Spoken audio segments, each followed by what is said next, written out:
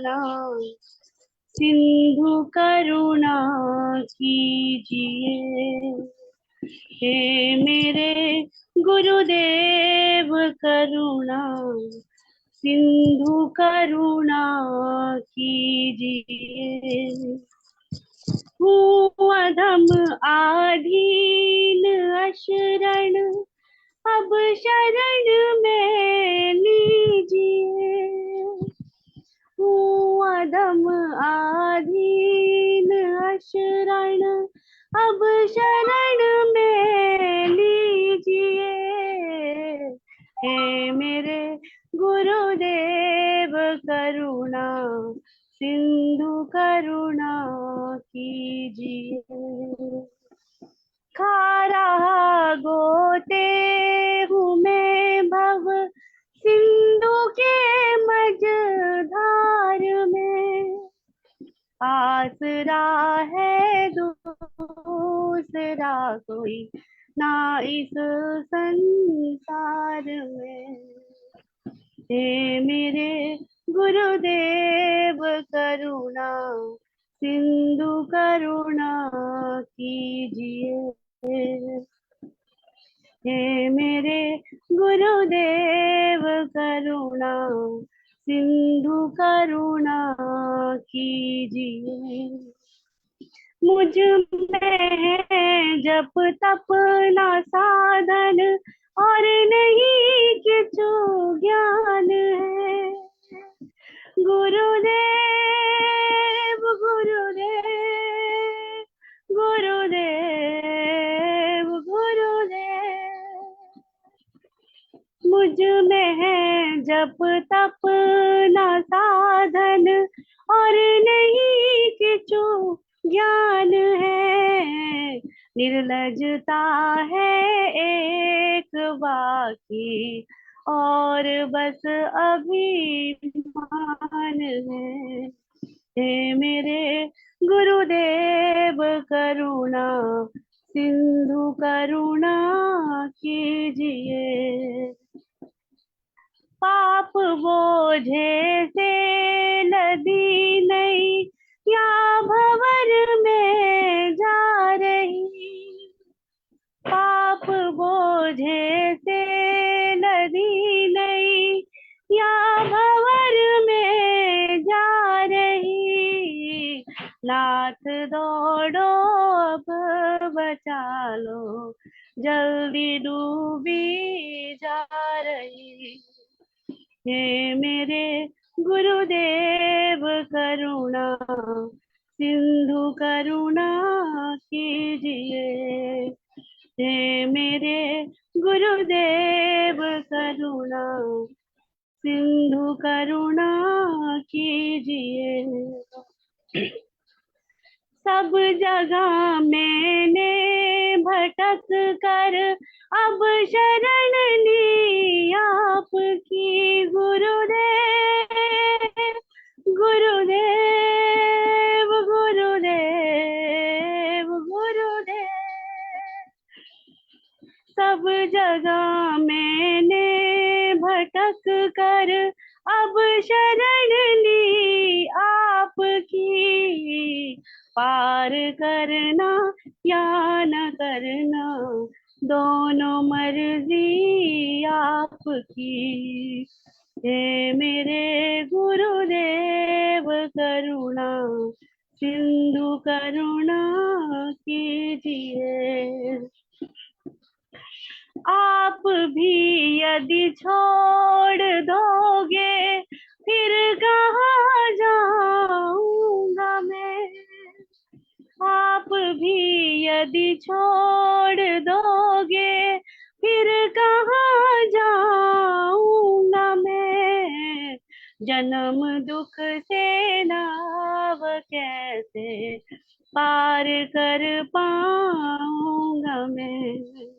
जन्म दुख से नाव कैसे पार कर पाऊंगा मैं। हे मेरे गुरुदेव करुणा सिंधु करुणा कीजिए।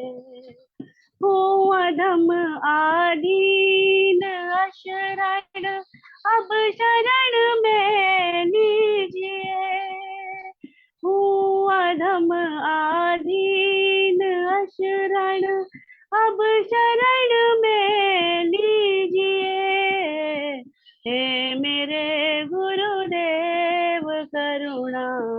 सिंधु करुणा कीजिए।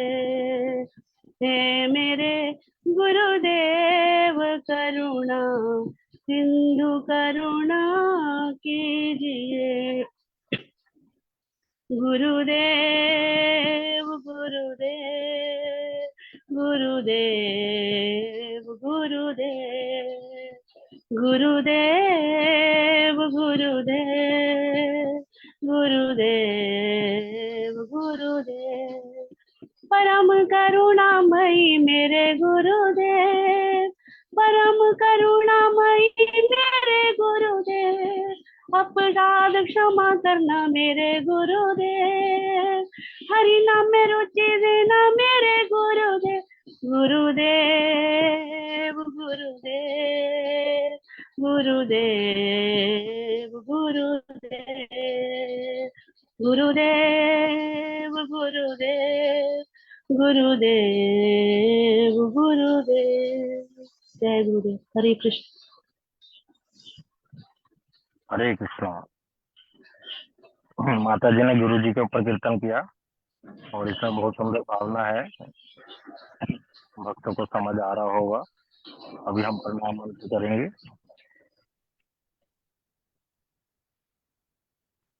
आप लोग हमारे पीछे बोलना। नमस्ते गुरुदेवाय सर्व सिद्धि प्रदायिने। नमस्ते गुरुदेवाय सर्व सिद्धि प्रदायिने। सर्व मंगल रूपाय सर्व आनंद विधायिने। सर्व मंगल रूपाय सर्वनंद विदायिने।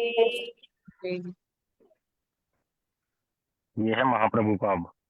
अनर्पित शरीर चिरात करुण्य अवतीर्ण कलऊ। अनपित्र चरी चिरात करुणावतीर्ण कलो। समर्पयितुम उन्नत उज्ज्वल रसाम स्वभक्ति श्रियम। समर्पित तन्मनोत उज्ज्वल रसाम स्वाशितयम्। हरि पुरट सुंदर द्युति कदम्ब संदीपित। हरि पुरट सुंदर द्रुति कदम संदीपितः। सदा हृदय कंदरे स्फुरितो व सचिनंदना। सदा हृदय कंदरे स्फुरित वह सचिनंदन।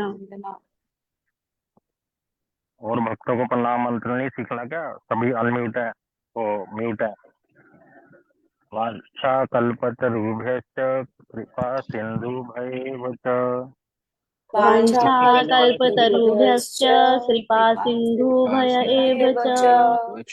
पतितानां पावनेभ्यो वैष्णवेभ्यो नमो नमः।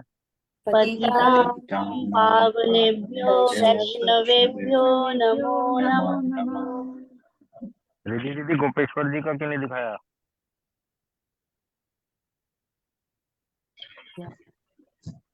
ये गोपेश्वर जी का प्रणाम। वृंदावना वनीपते जय सोम सोम मोले। वृंदावन वनीपते जय सोम मौले। सनक सनंदन सनातन नारदेद्य। सनक सनंदन सनातन नारदेदय। गोपीश्वर व्रज विलासी युगांग्री पद में। गोपीश्वर ब्रज विलासी युगाधि पद में। प्रेम प्रयच निरुपाधि नमो नमस्ते। प्रेम प्रयच्छ निरुपाधि नमो नमस्ते। श्री कृष्ण चैतन्य प्रभु नित्यानंद श्री अद्वैत गदाधर श्रीवासादि गौर भक्त वृंद। श्री कृष्ण चैतन्य प्रभु नित्यानंद श्री अद्वैत गदाधर शिवसदि गौर भक्त वृंद। कृष्ण कृष्ण कृष्ण हरे हरे हरे राम राम राम हरे हरे। हरे कृष्णा कृष्णा कृष्णा हरे हरे।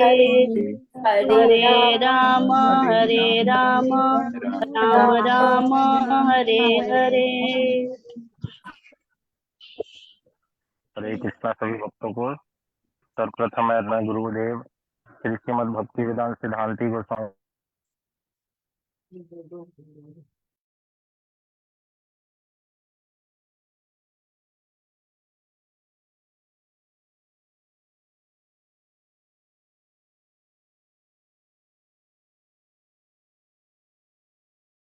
हरे कृष्णा प्रभु जी, आपकी आवाज नहीं आ रही।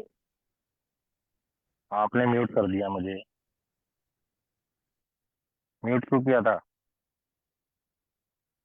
प्रभु जी मैंने नहीं किया। आपने सबको किया होगा ना, तो मेरे को भी मैं भी हो गया था इस वजह से। ठीक है, हम क्लास शुरू करते हैं। स्लाइड दिखाइए।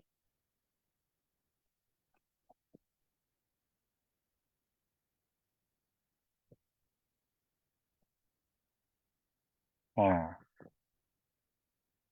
तो आज भक्ति सदाचार की क्लास है हमारी। और कल हमने टेस्ट डिस्कस किया था जो भक्तों ने दिया था। मेरा भक्त से निवेदन है, अपना वीडियो ऑन कर लीजिए। और आज हम थोड़ा सा श्रवण करेंगे कि हरिनाम जो गुरुजी देते हैं, हरिनाम की माला और दीक्षा मंत्र भी देते हैं, इनमें अंतर क्या होता है। बहुत से भक्तों के हृदय में ये बात रहती है, तो इसको थोड़ा सा हम श्रवण करेंगे कि जो गुरुजी हमें हरिनाम की माला देते हैं और दीक्षा के मंत्र देते हैं, ये क्या होता है। तो इस बारे में अभी सुनेंगे हम। तो जैसा आप स्लाइड में प्रेजेंटेशन में देख रहे हैं, हरिनाम का मतलब, हरिनाम अर्थात हरिनाम का एक दूसरा नाम है वैष्णवी दीक्षा। हरिनाम जब किसी को प्राप्त होता है, किसी को गुरुजी ने हरिनाम की माला दी, तो हम कहेंगे कि इस भक्त की वैष्णवी दीक्षा हो गई है। उसको कहते हैं वैष्णवी दीक्षा। और इसमें गुरुजी क्या देते हैं हमें? महामंत्र। वे हमें सिखाते हैं कि कैसे माला के ऊपर, जिसमें 108 मोती होते हैं, जिनको बोलते हैं मन के, उस पे महामंत्र का जप करना है। हरे कृष्ण कृष्ण कृष्ण हरे हरे, हरे राम राम राम हरे हरे। इस मंत्र का जप हमें करना है। तो ये गुरुजी हमें देते हैं हरि नाम, इसको बोलते हैं वैष्णवी दीक्षा। नेक्स्ट दिखाइए। अब दूसरी चीज होती है दीक्षा मंत्र। और इन दीक्षा मंत्रों का दूसरा नाम होता है ब्राह्मण दीक्षा। हरि नाम का मतलब क्या था? वैष्णवी दीक्षा। किसी को गुरुजी ने, जो नया है, उसको माला दी कि आप इससे माला कीजिए, भगवान का नाम कीजिए, महामंत्र का जप, तो हम क्या बोलते हैं? इस भक्त की वैष्णवी दीक्षा हो गई है। कुछ समय बाद गुरुजी उनको कुछ मंत्र देते हैं, जिसको बोलते हैं दीक्षा मंत्र। और उन दीक्षा मंत्रों का दूसरा नाम क्या है? ब्राह्मण दीक्षा। तो हम बोलते हैं अब इसकी क्या हो गई है? ब्राह्मण दीक्षा भी हो गई है। तो इसमें गुरुजी शास्त्रों में से रहस्यमय मंत्र देते हैं, जो गुरु परंपरा से चले आ रहे हैं। शिला प्रभुपाद ने अपने शिष्यों को दिया, फिर आगे शिष्य मत भक्ति प्रज्ञान केशव गोस्वामी महाराज जी ने उन्हीं मंत्रों को अपने शिष्यों शिला भक्ति वेदांत नारायण गोस्वामी महाराज जी आदि शिष्यों को दिया। फिर आगे परम गुरु जी ने हमारे गुरु जी को दिया और गुरु जी ने हमें दिया। तो ये गुरु परंपरा से जो चला आ रहा है। कृष्ण ने ब्रह्मा जी को, ब्रह्मा जी ने आगे आगे सुखदेव जी, वेद व्यास जी, जो नारद जी ने वेद व्यास जी, इस प्रकार से जो परंपरा चली आ रही है, वो जो रहस्यमय मंत्र हैं, उसको बोलते हैं ब्राह्मण दीक्षा। ये 8-10 मंत्र होते हैं। इसमें गुरु जी का मंत्र दिया जाता है, महाप्रभु का मंत्र, कृष्ण का मंत्र, राधा कृष्ण का मंत्र इत्यादि। तो ये रहस्यमय मंत्र होते हैं। जैसे महामंत्र तो हम जोर से उच्चारण कर सकते हैं, हरे कृष्णा बोलकर। और अगर मैंने उसको सीख लिया हरि नाम कैसे करना है, तो मैं दूसरों को भी बता सकता हूँ कि आप भी ऐसे कीजिए। उनको हरि नाम की महिमा भी बताएंगे हम। लेकिन ये जो दीक्षा मंत्र होते हैं, ये होते हैं रहस्यमय। इनको ऐसे जोर जोर से नहीं बोला जाता जैसे महामंत्र को बोला जाता है। इसको गुरुजी जब देते हैं किसी शिष्य को, अपने भक्त को, तो गुरुजी बताते हैं इसको कहाँ पे जप करना है। मन मन में। होंठ भी नहीं लाने होते। जीवा नहीं हिलनी चाहिए। कोई शब्द नहीं होना चाहिए। मन मन में इन मंत्रों को किया जाता है, मन से ही, मन में स्मरण करते हुए। तो ये मंत्र हम किसी को हमें हमें बोलना अलाउड भी नहीं होता। दूसरों को हम नहीं बोलते हैं। केवल गुरुजी ही इस मंत्रों को दे सकते हैं। तो ये दीक्षा मंत्र होते हैं। तो अभी हमने सीखा हरि नाम को कहते हैं वैष्णवी दीक्षा। वो भी एक दीक्षा होती है।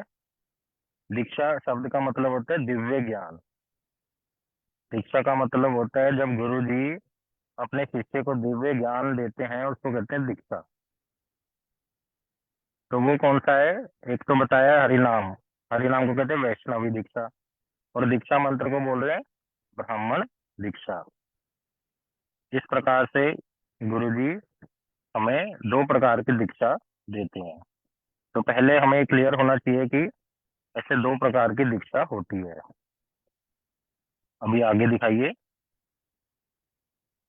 अब बहुत से भक्तों के हृदय में क्वेश्चन उठता है कि हरि नाम, जैसे हमें बार बार कथा में बताया जाता है, हरि नाम हमेशा ये दीक्षा मंत्रों से श्रेष्ठ होता है, क्योंकि उसको बोला महामंत्र, सभी मंत्रों का राजा। जो मतलब कहने का अर्थ यह है कि जिस मंत्र को करने से सारे मंत्रों की शक्ति मिल जाती है, उसको कहते हैं महामंत्र। तो फिर हमें क्या जरूरत है इन दीक्षा मंत्रों को ग्रहण करने की? हम ये क्यों करें? क्योंकि हमें तो हरि नाम मिल गया, हम हरि नाम करेंगे। और दूसरे दीक्षा मंत्रों की क्या जरूरत है? दूसरे मंत्रों का जप करने का क्या आवश्यकता है?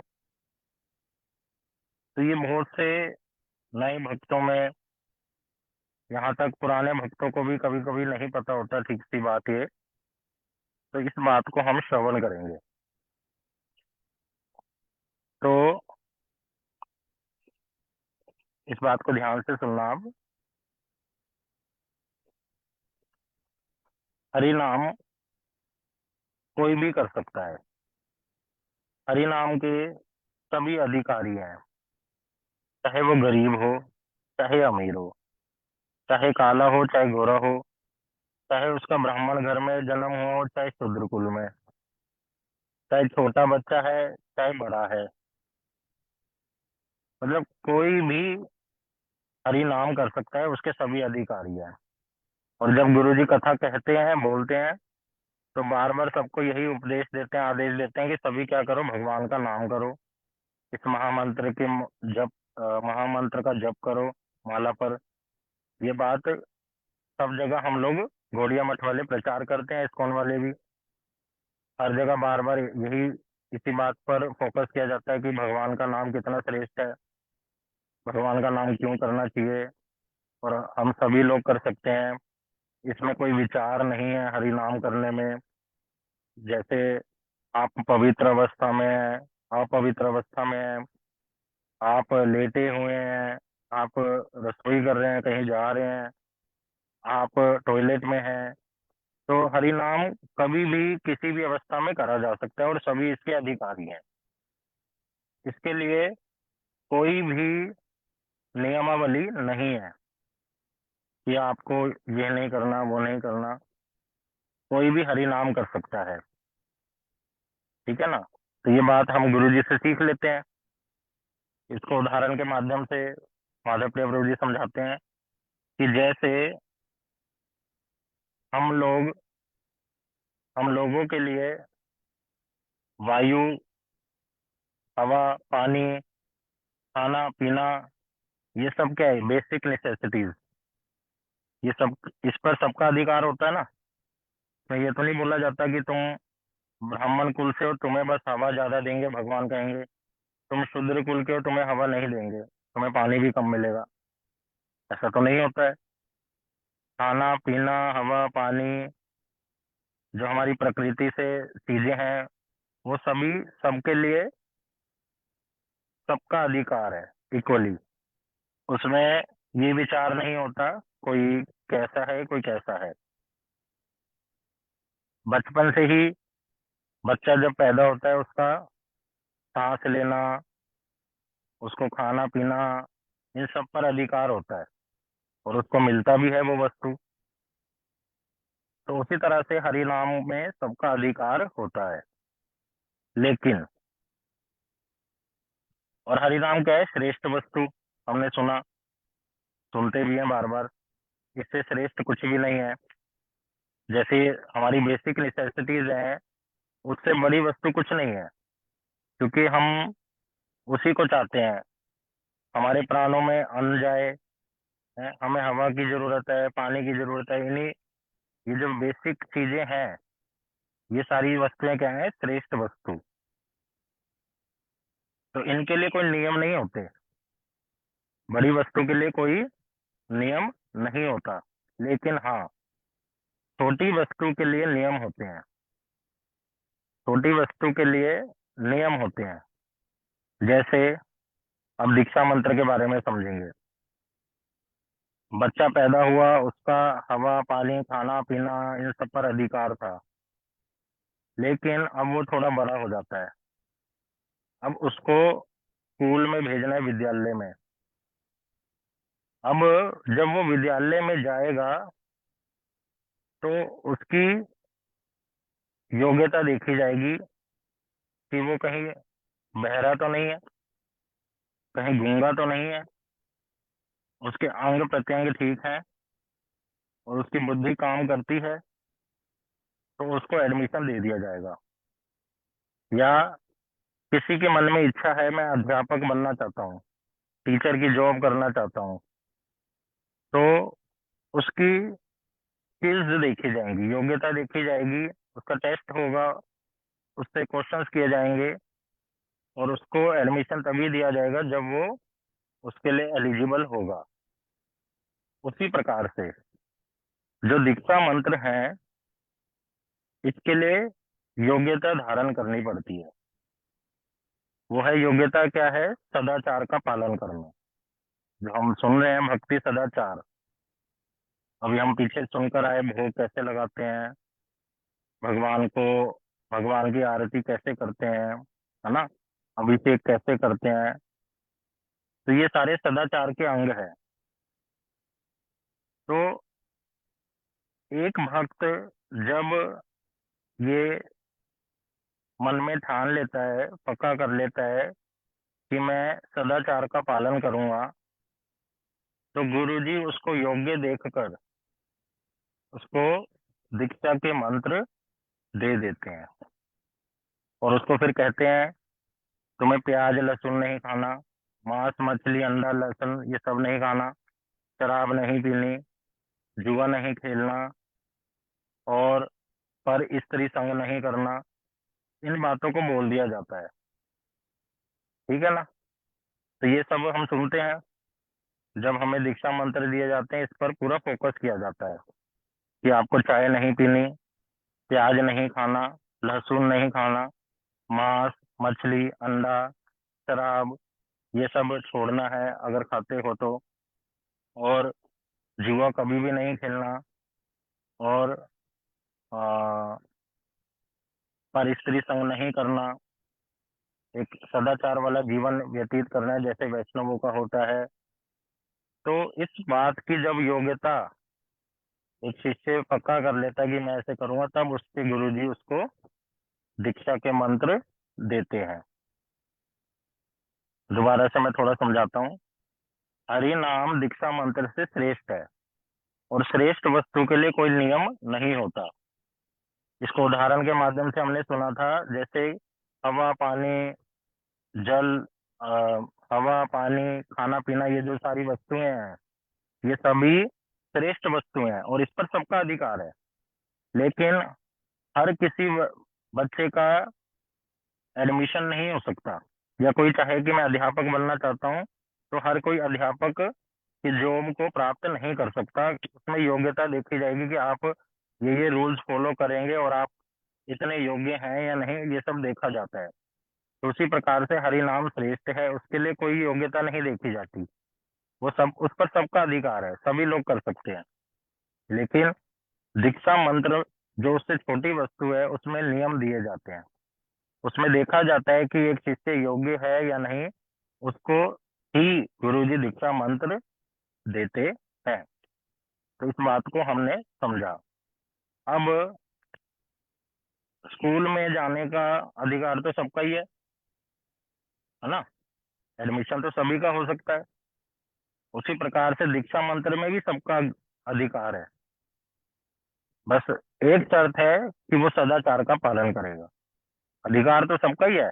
इसमें भी ये विचार नहीं है कि ये ब्राह्मण होना चाहिए, ये क्षत्रिय होना चाहिए, या ये स्कूल का होना चाहिए, या बड़े घर का होना चाहिए, है ना, ज्यादा पैसे वाला होना चाहिए। ये सब विचार नहीं होते। शिक्षा मंत्र में भी सभी का अधिकार है, लेकिन एक बात उसमें विचार आएगी कि सदाचार का पालन हमें करना पड़ेगा। अब जैसे बच्चा एडमिशन ले लेता है, उसका टेस्ट हो गया, है ना, वो योग्य है वो स्कूल में पढ़ने के लिए, और वो स्कूल जाने लगा धीरे धीरे। शुरू शुरू में उसको बड़ा अच्छा लगा, उसको टीचर प्यार देते हैं, और धीरे धीरे फिर वो बड़ा होता है और धीरे धीरे चीजों को सीखता है, आगे बढ़ता है। और अगर बच्चा ठीक से पढ़ाई नहीं करता, तो स्कूल वाले क्या कर देते हैं, फेल उसको फेल घोषित कर देते हैं और उसको आगे दूसरी क्लास में नहीं भेजते, है ना, नहीं भेजते कभी भी। उसी प्रकार से दीक्षा मंत्र के साथ है। अगर एक भक्त दीक्षा मंत्र के समय बताए गए नियमों को पालन नहीं करता, अच्छे से सदाचार का पालन नहीं करता और अपने मन के अनुसार चलता है, तो गुरु जी ऑटोमेटिकली, ये ऑटोमेटिक है, वहां तो आपको दिख रहा है विद्यालय में कि उसको फेल कर दिया और वो आगे नहीं बढ़ पाया क्लास में। लेकिन इसमें दीक्षा मंत्र के समय क्या होगा, ऑटोमेटिकली जो दीक्षा मंत्र की शक्ति है, जो उस मंत्र का फल है, वो ऑटोमेटिकली गुरुजी ले लेंगे। और आप चाहे कितना भी कुछ कर लो, फिर आपको उसका फल प्राप्त नहीं होगा, अगर आप सदाचार का पालन नहीं करते। तो ये कोई खेल नहीं है, ये कोई बच्चों वाली खेल वस्तु नहीं है कि जब मन करा जो मर्जी कर लिया। गुरुजी जैसा हमें सिखाते हैं उसको प्रयास करना चाहिए। गलती होगी वो अलग बात है, यहाँ गलती की बात नहीं कर रहे हैं, लेकिन अपने मन के अनुसार जब जो मन किया वो कर लिया, वो नहीं चलेगा। तो हरि नाम जो हमने सुना कि दीक्षा मंत्र से श्रेष्ठ है, तो फिर हम दीक्षा मंत्र क्यों ग्रहण करें, हम हरि नाम ही करेंगे। ये बात उठाई थी हमने। हमें दीक्षा मंत्र लेने की क्या जरूरत है। जैसे हमें बस खाना पीना हवा पानी तो चाहिए। जैसे सपोज एक एग्जांपल लेते हैं, कोई अमीर बच्चा है, अमीर घर में पैदा हुआ है, तो उसके पास सारी फैसिलिटीज हैं, अच्छे से अच्छा खाना पीना, अच्छे से रहना, अच्छे से कपड़े पहनना, सब कुछ है। अगर वो बच्चा, उसको विद्यालय ना भेजा जाए तो बताओ क्या होगा। उसके पास तो सब कुछ है, सारी बेसिक नेसेसिटीज हैं, तो उसको स्कूल जाने की कोई जरूरत है, बताओ मनस्वी। हरे कृष्ण प्रभु जी, स्कूल जाने की है जरूरत, क्योंकि मतलब बेसिक नेसेसिटीज तो बेसिक नेसेसिटीज हैं। लेकिन आपको ज्ञान पढ़ाई की कैसे मतलब मैच करनी है, या आगे कैसे इस भौतिक जगत की जो पढ़ाई है, आपको कुछ बढ़ना है आगे, तो वो सब कुछ स्कूल में बेसिक मैनुअल डिसिप्लिन सब सिखाते हैं। नहीं, वो मैनरलेस है, लेकिन उसको खाना पीना हवा पानी सब कुछ मिल रहा है जो हमें चाहिए, तो क्या करना उसको स्कूल जाके। नॉलेज गेन करने के लिए। क्या करेगा नॉलेज गेन करके? उसको मिल रहा है, उसको सब कुछ मिल रहा है, क्या करना नॉलेज गेन करके? बताओ दीदी दीदी। नहीं।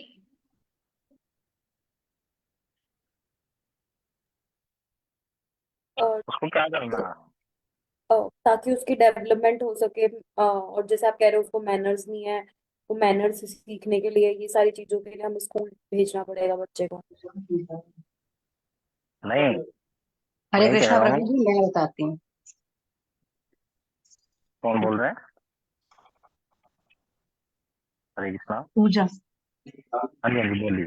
जैसे हम अब आजकल स्कूल की एजुकेशन होती है वो ऑनलाइन भी हो रही है, तो बच्चे आपकी ऑनलाइन पे भी आवाज सारा आवाज मटेरियल कट रही है। पढ़ सकते हैं। आज लेकिन आवाज कट अगर रही है। जब तक गुरु नहीं है पढ़ाने के लिए, स्कूल में टीचर नहीं है, जब तक आप टीचर से नहीं सीखोगे तब तक कुछ नहीं सीख सकते हो। तो गुरु का होना ऐसे ही लाइफ में बहुत जरूरी है।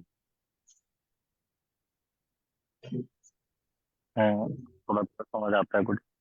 विष्णु प्रभु, आपका क्या कहना है इस पे? हरे कृष्णा प्रभु जी।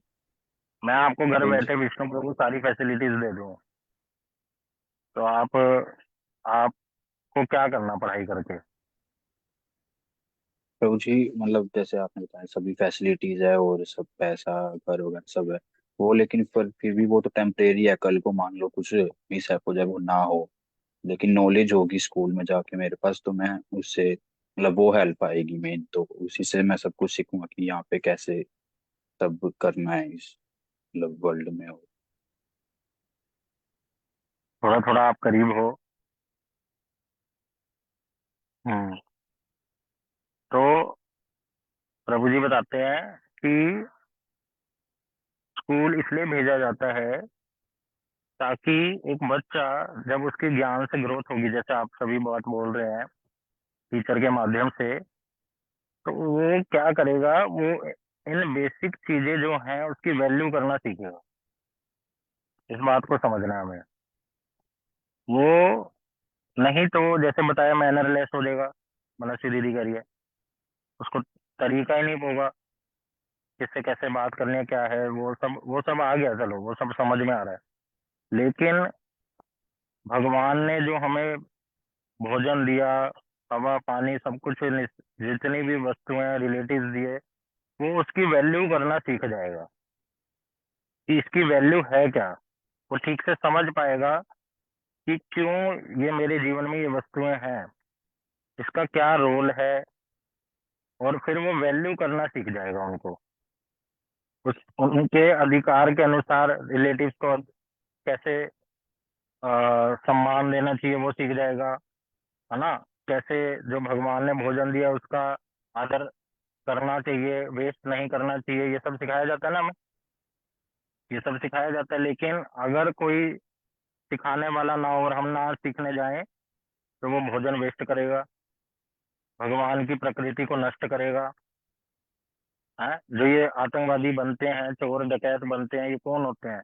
ये ठीक से शिक्षा प्राप्त नहीं करते, और अगर शिक्षा प्राप्त कर भी लेते हैं तो उसका गलत प्रयोग करते हैं, इन बेसिक वस्तुओं को वैल्यू नहीं देते। तो उसी प्रकार से हरि नाम करना श्रेष्ठ है, ये समझ आता है।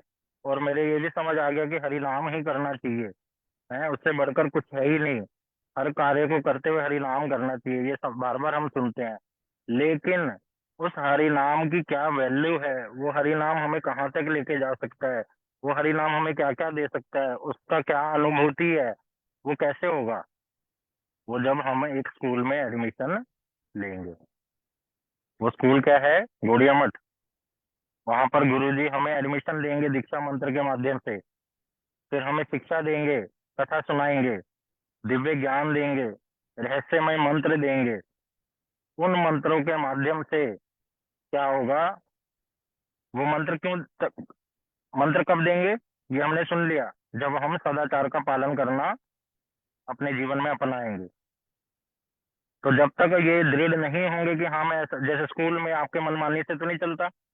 8 पीरियड है तो उसमें पूरा एक रूल्स होगा, 4 पीरियड लगेंगे, फिर रिसेस होगी, ब्रेक होगा, फिर 4 पीरियड लगेंगे। यूनिफॉर्म में जाना है, ये वाले ही जूते पहनने हैं। और कभी कभी हम यूनिफॉर्म में कुछ गड़बड़ी होती है, डांट लगती है ना, बाहर खड़ा कर देंगे, या कोई शोर कर रहा है क्लास में या कोई चीटिंग कर रहा है उसको बाहर खड़ा कर देंगे, उसको पनिशमेंट देंगे, सिखाएंगे, उसको शिष्टाचार सिखाएंगे, कैसे अच्छे से आपको अपनी पर्सनैलिटी डेवलप करनी है, हर फील्ड में कैसे अच्छे से काम करना है, ये सारा कौन सिखाएगा? गुरु। तो उसी तरह से दीक्षा मंत्र के समय गुरु जी बताएंगे कि कैसे सदाचार का पालन करना है, और फिर धीरे धीरे धीरे जब हम कथा सुनेंगे गुरु जी से तो और चीजें समझ में आएंगी, कैसे मेरे को और अच्छे से करना है चीजों को, क्या क्या करना है। तो उसी प्रकार से हरिनाम में, हरिनाम को वैल्यू करना हम सीख जाएं, हरिनाम क्या है ये सीख जाएं। हरिनाम तो श्रेष्ठ है, लेकिन हम लोग इतने कमजोर हैं कि हम हरिनाम की महिमा को ठीक से नहीं समझ पाते, उसकी अनुभव अनुभव नहीं कर पाते उस चीज को, इसलिए छोटी वस्तु की आवश्यकता पड़ती है दीक्षा मंत्र की, वरना कोई जरूरत नहीं है। हरिनाम श्रेष्ठ है, लेकिन अभी हमारा अधिकार नहीं है वैसा, उस हरिनाम को ठीक लेवल पर समझना अभी हम नहीं जानते हैं। जैसे एक बालक नहीं समझता है कि जो ये बेसिक नेसेसिटीज हैं उसके जीवन में, उसका क्या बहुत बड़ा रोल है उसके शरीर के साथ है, तो उसी प्रकार से उसको जब शिक्षा प्राप्त होती है, धीरे धीरे धीरे बड़ा होता है, फिर आगे और परिवार आगे बढ़ता है, उसको बहुत कुछ सीखने को मिलता है, बहुत सारा समझ आता है कि कैसे ये भगवान की प्रकृति और क्या क्या इसमें है, अगर उसको ठीक से गाइडेंस मिले। तो उसी प्रकार से गुरुजी हमें दीक्षा मंत्र देते हैं ताकि हम हरिनाम का महिमा समझ सकें। और दीक्षा मंत्र कब मिलते हैं हमने ये सुन लिया, जब जब हम सदाचार को ठीक से पालन करेंगे तो दीक्षा मंत्र का फल हमारे सामने दिखाई देगा। अगर हम सदाचार का पालन ठीक से नहीं करते हैं, जो जो हमें सिखाया जा रहा है, तो जैसे वो बच्चा अगर वो फेल हो जाता है, ठीक से पढ़ाई नहीं करेगा तो क्या हो जाएगा? फेल हो जाएगा, उसको आगे नहीं भेजेंगे। उसी प्रकार से गुरुजी ऑटोमेटिकली उस दीक्षा मंत्र की जो शक्ति है वो ले लेंगे। वो आपको लगेगा मैं मंत्र कर रहा हूँ कभी कभी, या कभी कुछ कर रहा हूँ, वो बस एक फॉर्मेलिटी होगा, लेकिन उसका फल प्राप्त नहीं होगा। ये बहुत इम्पोर्टेंट चीज है हम सबको सीखने वाली। तो जो लोग हरिनाम लेते हैं गुरु जी से, उसके बाद उनको दीक्षा मंत्र भी लेना चाहिए। अब जैसे कभी कभी कुछ ये प्रश्न उठ सकता है, अब ये बात सुन के, हरिनाम जब गुरु जी हमें देते हैं तो हमें तो तब भी नियम बता दिए जाते हैं, प्याज नहीं खाना, लहसुन नहीं खाना, ये सब, है ना? अभी तो आप बता रहे हो कि हरिनाम में सबका अधिकार है, तो फिर ये सब क्यों बताया जाता है? तो वो जो बताया जाता है वो भी दीक्षा मंत्र के ही पार्ट है, वो दीक्षा मंत्र का पार्ट है, हरिनाम का पार्ट नहीं है वो। हरिनाम के लिए कोई भी नियम नहीं है।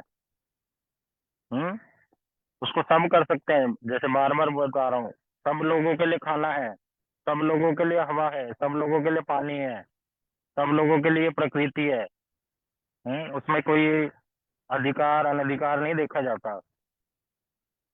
लेकिन हरि नाम की वैल्यू करना हम सीखें कि हाँ ये समझ में आए कि है कुछ वो वस्तु, इसलिए ये नियम बताए जाते हैं जो दीक्षा मंत्र के अंतर्गत आते हैं। तब हमें कह दिया जाता है कि प्याज नहीं खाना, लहसुन नहीं खाना, मांस मछली ये सब नहीं खाना, शराब नहीं पीनी, है ना, ये सब नहीं करना। चार पांच वस्तुएं हमें बता दी जाती हैं, और फिर ये भी बताया जाता है ये तो नहीं करना, और करना क्या है ये भी बताया जाता है। एकादशी का व्रत करना है, गले में तुलसी की माला पहननी है, वैष्णव तिलक लगाना है, तुलसी की माला पर जप करना है, विग्रहों की सेवा करनी है, ये सब उस सदाचार में आ जाता है। तो ये क्लियर हुई बात? किसी को कुछ पूछना है तो पूछ सकते हैं।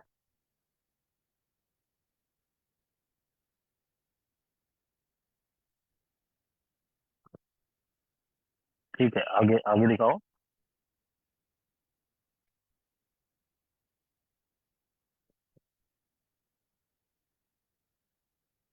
हम्म यहाँ लिखा है दीक्षा के समय 5 संस्कार। तो जो दीक्षा दी जाती है, जैसे हरि नाम का मतलब हमने सुना था, उसका नाम क्या है? वैष्णवी दीक्षा। हमें गुरुजी क्या बना देते हैं? वैष्णव बना देते हैं। और दीक्षा मंत्र को क्या बोला था? ब्राह्मण दीक्षा। तो उसके लिए हमें अधिकार की आवश्यकता है ब्राह्मण दीक्षा के लिए। ब्राह्मण दीक्षा मतलब ब्राह्मण की तरह नियमों का पालन करना, ठीक है ना।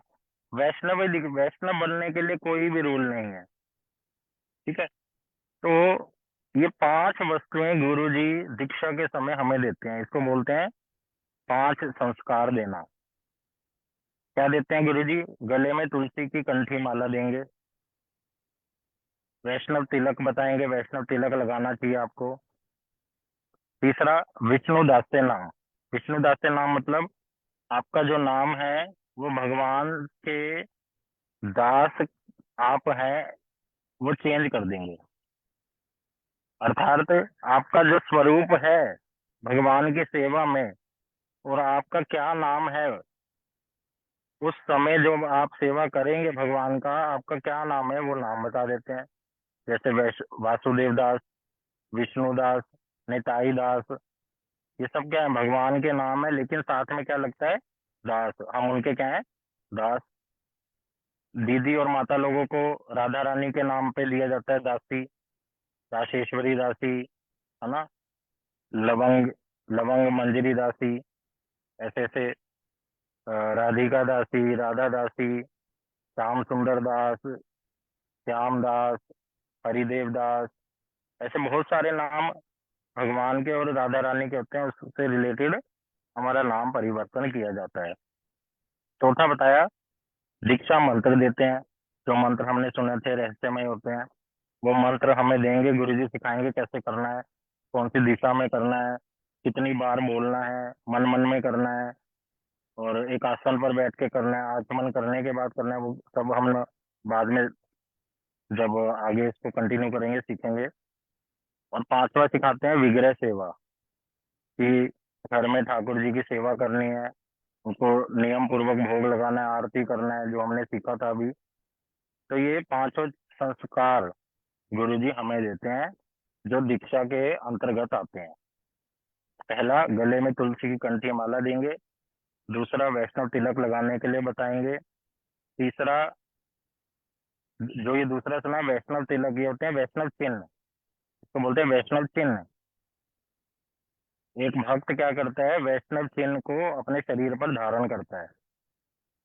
तीसरा, विष्णु दास्य नाम, कि हम विष्णु के दास हैं, ऐसा नाम हमें वो देते हैं। चौथा, दीक्षा के मंत्र देते हैं। और पांचवा, विग्रह सेवा करना सिखाते हैं। तो विग्रह सेवा वो ही कर सकता है जिसके पास दीक्षा मंत्र है और ये सारी वस्तुएं हैं। विग्रह सेवा हर कोई नहीं कर सकता, कि आज मेरा मन किया मैं विग्रह को ले आया और मेरे मन के अनुसार उनको भोग लगा रहा हूँ, कभी कुछ कर रहा हूँ, कभी कुछ। ऐसे नहीं होता। ठीक से गुरुजी से दीक्षा मंत्र ग्रहण कर कर उनसे सीख कर ही विग्रहों की सेवा करी जाती है, अपने मन से नहीं, वरना वो सेवा सेवा नहीं होती। तो इस प्रकार से गुरुजी हमें 5 प्रकार के संस्कार दीक्षा के समय प्रदान करते हैं। गले में तुलसी की माला दे देते हैं, वैष्णव चिन्ह मतलब वैष्णव तिलक जो हम लगाते हैं वो दे देते हैं, विष्णु दास से नाम देते हैं हमारे को, दीक्षा के मंत्र देते हैं, और विग्रह सेवा करना सिखाते हैं। ये सभी भक्तों के साथ होता है। तो इस प्रकार से गुरुजी दीक्षा के समय हमें ये समझाते हैं। तो ये सदाचार है कि गले में तुलसी की कंठी को माला धारण करके रखना हमेशा। एक भक्त कभी भी तुलसी से गले से कंठी की माला नहीं उतारता, दोष लगता है। चाहे वो टूट जाए, उसको जैसे तैसे गांठ मार लो, जब तक नहीं नहीं खरीद नहीं पा रहे या नहीं मिल रही, लेकिन गले से तुलसी की माला कभी भी नहीं उतारनी चाहिए। वैष्णव तिलक हमेशा लगाना चाहिए, हर समय हमें तिलक धारण करना चाहिए, बिना तिलक के कोई भी भक्त नहीं रहता। विष्णुदास से नाम हर भक्त का होता है। दीक्षा का मंत्र अच्छे से समय पे और नियम पूर्वक करना चाहिए जैसा गुरु जी ने बताया है। विग्रह की सेवा करना चाहिए जितना हम कर सकते हैं। तो ये सारे क्या है, सदाचार पालन करना। कि एक भक्त कहता है मैं इसको अच्छे से पालन करूंगा, तब गुरुजी जब देखते हैं कि हाँ इसको, ये अब भक्ति में आगे बढ़ रहा है, ये कथा सुनता है, अच्छे से पालन करता है, इसके मन में उत्कंठा भी, आगे बढ़ना भी चाहता है, तब गुरुजी उसको दीक्षा के मंत्र देते हैं ताकि वो हरि नाम की महिमा को अच्छे से समझ सके। क्या हम 24 घंटा हरि नाम कर सकते हैं? हमें गुरुजी ने बता दिया हरि नाम श्रेष्ठ है, हरि नाम करने से ही सब कुछ हो जाता है, और कोई बात और कोई वस्तु करने की जरूरत ही नहीं है। और यही सच्ची बात है, यही शास्त्र कह रहे हैं, महाप्रभु कह रहे हैं, सारे गुरु परंपरा कह रही है। तो फिर हम 24 घंटा हरि नाम क्यों नहीं कर सकते? क्योंकि हमारा अभी उसकी महिमा नहीं पता, उसको वैल्यू करना नहीं सीखते हम। अभी हम क्या है, हमारा हृदय क्या है, दुर्बल कमजोर है, हमारा अधिकार नहीं है, उसको पचा नहीं पाते उन बातों को। सुन तो लेते हैं लेकिन ठीक से नहीं कर पाते पालन। इसी वजह से हमें उस छोटी वस्तु को ग्रहण करना पड़ता है। छोटी नहीं है, अलग ही है, दीक्षा मंत्र छोटे नहीं है, वैसे छोटे नहीं है, लेकिन हरि नाम की तुलना में बोल रहे हैं। तो ये दीक्षा मंत्र और सदाचार की बातें हम पालन करते हैं ताकि मेरा भक्ति में मन लगा रहे। हमें कहते हैं मंदिर में सफाई कर दो, मंदिर में ठाकुर जी की ये सेवा कर दो, ग्रंथों की सेवा कर दो, धाम में चले जाओ। तो ये सब क्या है, ये सब इसलिए हम लोग करते हैं ताकि हमारा हरि नाम में मन लग जाए, अच्छे से उसकी वैल्यू समझ जाए। कथा क्यों सुनते हैं बार बार? ताकि हरि नाम करना मैं अच्छे से सीख जाऊं। कल भी मैंने ये बोला था कि भोग लगाना, आरती करना, केवल इन चीजों में नहीं रह जाना है हमें, ये सब करना है, लेकिन इन वस्तुओं को करने से हरि नाम कम कर देना ये अच्छी बात नहीं है, या हरि नाम के साथ इन कार्यों को नहीं करना ये भी अच्छी बात नहीं है। तो हरि नाम की महिमा धीरे धीरे हमें समझनी है, अपने माला के राउंड्स बढ़ाने हैं हमें, हरि नाम पर ही फोकस देना है। और उस हरि नाम करते समय क्या भावना होनी चाहिए, ये सब कुछ जो हम करते हैं ये केवल हरि नाम की महिमा और उसकी वैल्यू को, महिमा को सीखने के लिए, उसको वैल्यू देने के लिए हम करते हैं, इसलिए हमें कराया जाता है ये सब। और एक गुरुदेव क्या करते हैं, ये सब खुद भी पालन करके दिखाते हैं, खुद दिखाते हैं कि कैसे मैं, देखो मैं भी कंठी पहनता हूँ, गुरु जी बताते हैं तुम्हें भी पहननी है, मेरे गुरु जी भी पहनते थे। देखो मैं डेली तिलक लगाता हूँ, तुम्हें भी लगाना चाहिए। मेरा विष्णुदास से नाम है, तुम्हारा भी होगा। डेली मैं मंत्र करता हूँ, तुम्हें भी करना चाहिए, हमारी गुरु परंपरा करती थी। मैं विग्रहों की सेवा करता हूँ, तुम्हें भी करना चाहिए। तो गुरुजी स्वयं करके दिखाते हैं एक शिष्य को। तो इस प्रकार से ये सब किया जाता है। नेक्स्ट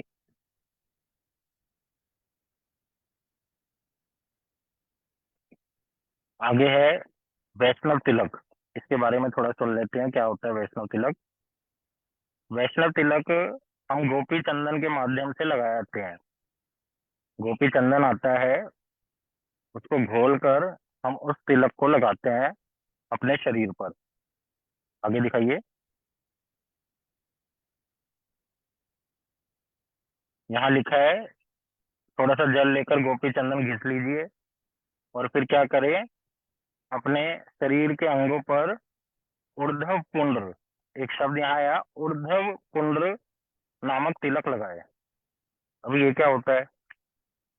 ऊर्ध्व पुंड्र होता है जो ऊपर की ओर जाता हो। ऊर्ध्व मतलब ऊपर की ओर, तो ऊर्ध्व पुंड्र तिलक, हमारा जो तिलक है वो ऊपर की ओर जाता है, ठीक है ना। और एक तिलक होता है ऐसे 3 उंगलियों से लगाते हैं, जो शिव जी मंदिर में जाके देखो, शंकराचार्य के भक्तों को देखो, तो उसको कहते हैं त्रिपुंड्र, ठीक है ना। समझ आए? ऊर्ध्व पुंड्र और त्रिपुंड्र, दो तरह के तिलक होते हैं। हम कौन सा लगाते हैं? ऊर्ध्व पुंड्र। हम लोग त्रिपुंड्र नहीं लगाते। वैष्णव जो होगा, जो 4 संप्रदायों में दीक्षित होंगे, वो कभी भी त्रिपुंड्र धारण नहीं करते और नहीं करना चाहिए। ठीक है? तो ऊर्ध्व पुंड्र नामक तिलक चारों वैष्णव संप्रदाय में लगाया जाता है। उसकी थोड़ी थोड़ी शेप बस अलग होगी। और ये ऊर्ध्व पुंड्र तिलक होता क्या है? इसको बोला हरि मंदिर।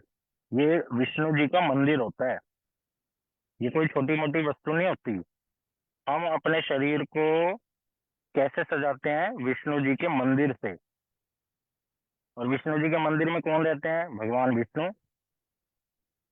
तो ऊर्ध्व पुंड्र लगाना, ये तिलक लगाना तो सबको चलो आता है। यहाँ पे और बताया कैसे लगाना है, बीच में खाली कर देना है, ये सब यहाँ पे लिखा हुआ है, तो आप लोगों को आता है ये सब।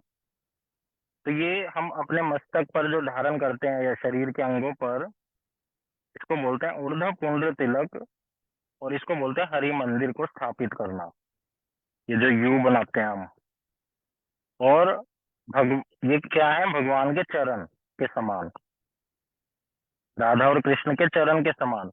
और चरण, कृष्ण के चरणों में क्या देते हैं हम? तुलसी जी। तो हम नीचे बनाते हैं तुलसी का पत्ता।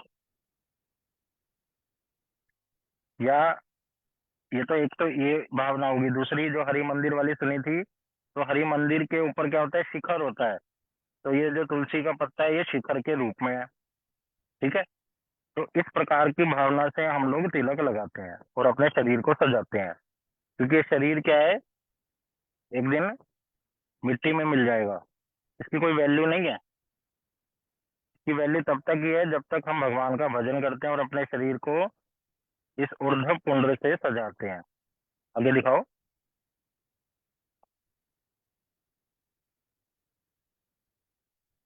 हाँ, तो 12 जगह हम तिलक लगाते हैं। ललाट मतलब मस्तक पे जब लगाते हैं ओम केशवाय नमः बोलते हैं। जब पेट पे लगाएंगे ये फोटो दिखाना।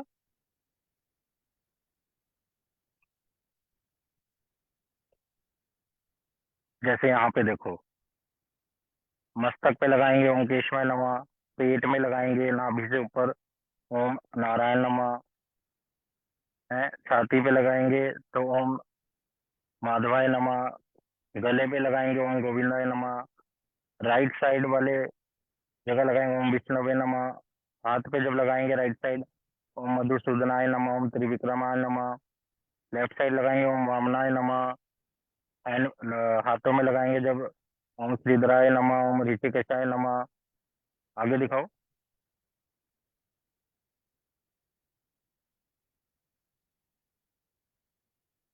फिर पीछे पीठ पर कमर पे लगाएंगे ओम पद्मनाभाय नमः, ओम दामोदराय नमः। फिर लास्ट में जो शेष बचेगा उसको शिखा के ऊपर सर पर धारण करते हुए ओम वासुदेवाय नमः। अभी दोबारा से वो नाम दिखाओ हिंदी वाले जहाँ पर थे।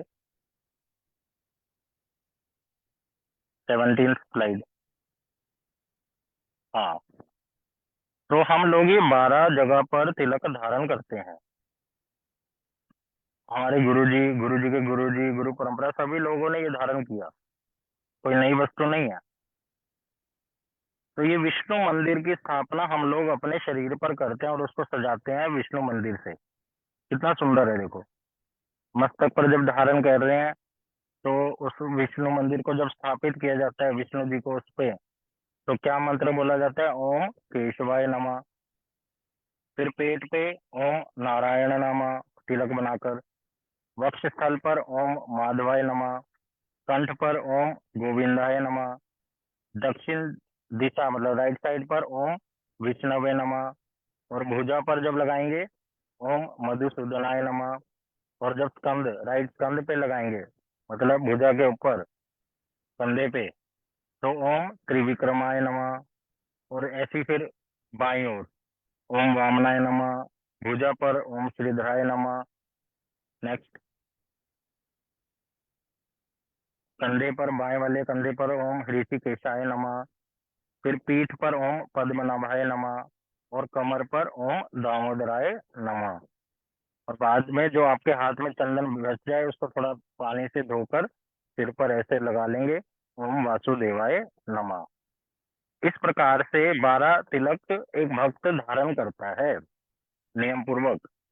उसको सिखाया जाता है कि ये वैष्णव तिलक धारण करना है।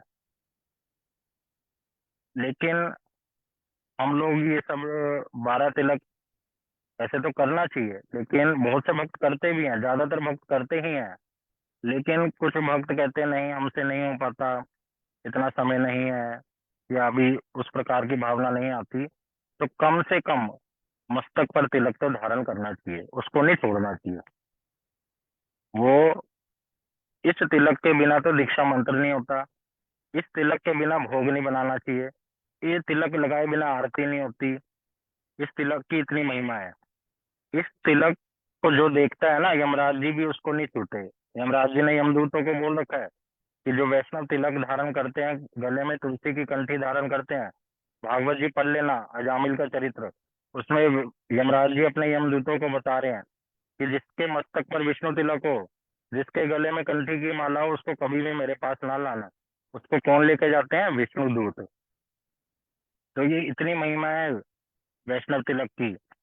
किसी के भी वैष्णव तिलक का अगर दर्शन हो जाता है ना, तो सामने वाला व्यक्ति पवित्र हो जाता है, केवल वैष्णव तिलक का दर्शन करने मात्र से। क्यों? ये क्या है? विष्णु मंदिर, हरि मंदिर है। ये कोई छोटी मोटी वस्तु नहीं होती कि एक बस मिट्टी है, उसको रगड़ा और लगा लिया। इसकी बहुत महिमा है। जो कोई दीक्षा मंत्र करता है बिना तिलक के, उसके दीक्षा मंत्र का फल उसको नहीं मिलता। क्या इसकी कोई स्टोरी करे? हाँ है। महाप्रभु की लीला में एक भक्त थे।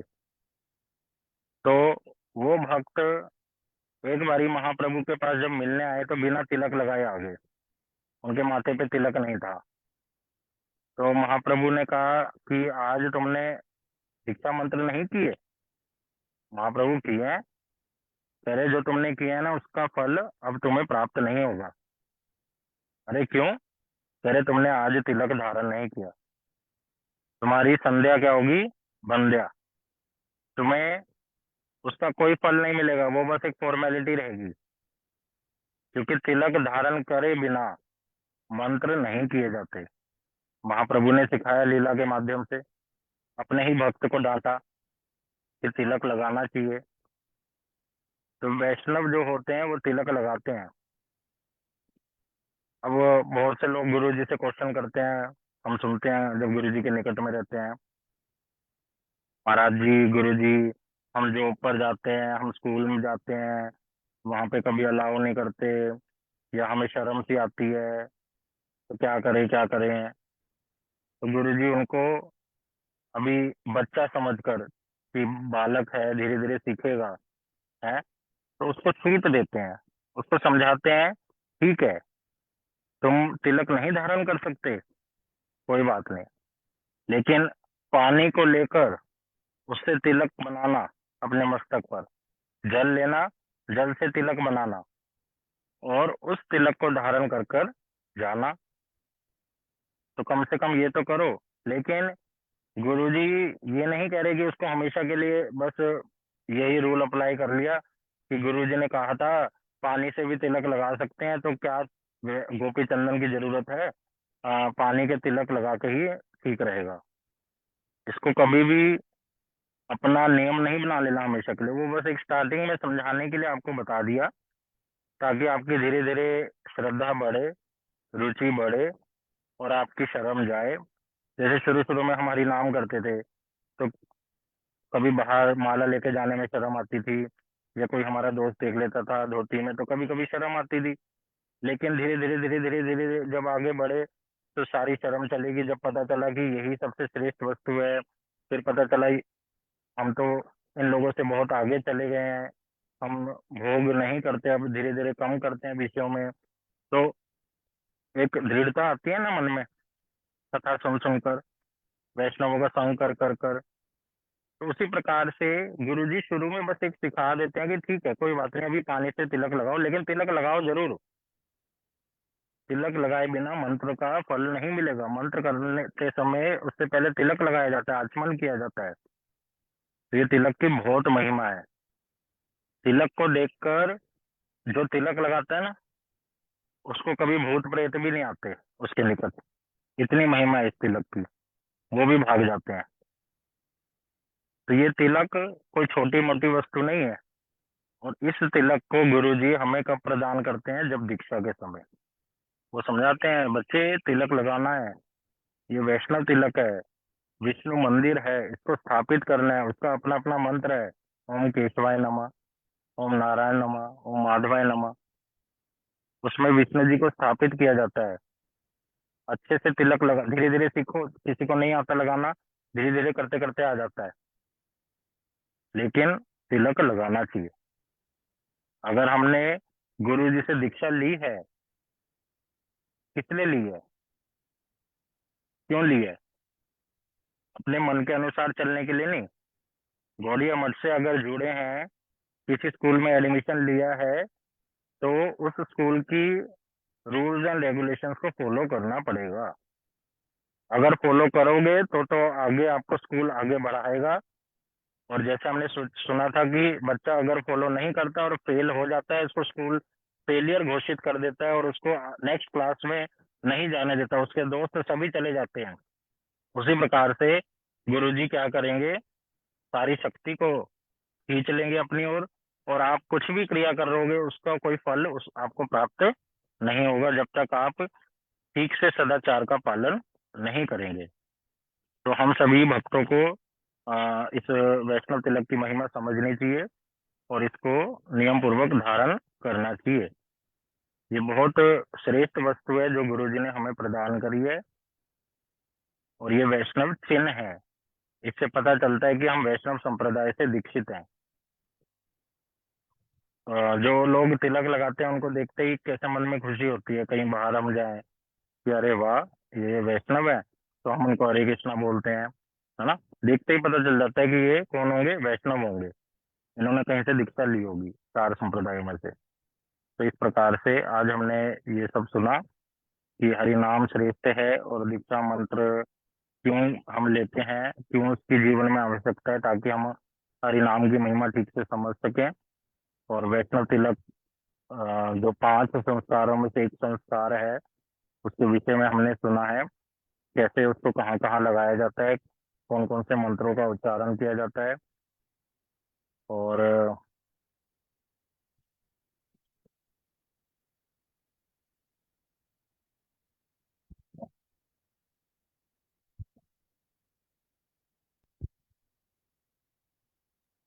हरे कृष्णा। गुरुजी आपकी आवाज नहीं आ रही।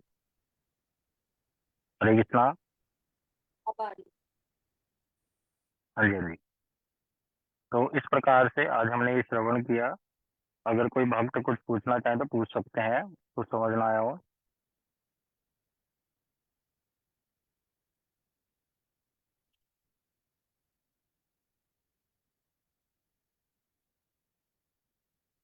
ठीक है, तो हम अभी नेक्स्ट क्लास में कंटिन्यू करेंगे।